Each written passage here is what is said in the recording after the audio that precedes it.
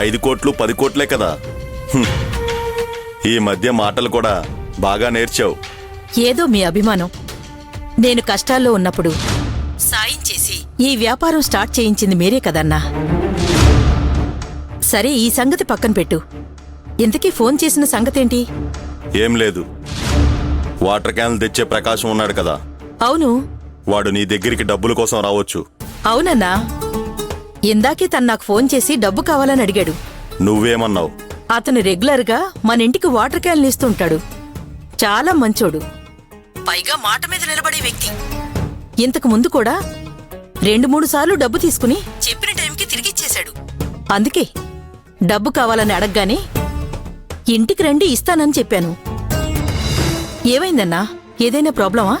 నువ్వు వాడికి డబ్బులు ఇవ్వడానికి వీల్లేదు. వాడు రాగానే నువ్వు నాకు ఫోన్ చెయ్యి.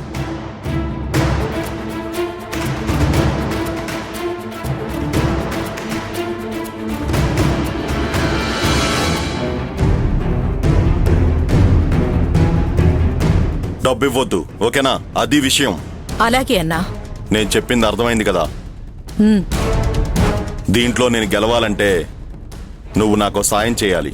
ఏంటన్నా సహాయం అది ఇది అని పెద్ద పెద్ద మాటలు మాట్లాడుతున్నావు? నీకే పనైనా చేసి పెట్టడం నా బాధ్యత. నాతో చెప్పావు కదా, నేను చూసుకుంటాను కదా. ఇది చెప్పింది చెప్పినట్టు చేస్తే చాలు. పనయ్యాక నేనే వచ్చి నిన్ను కలుస్తా, సరేనా? తప్పకుండా అన్నా.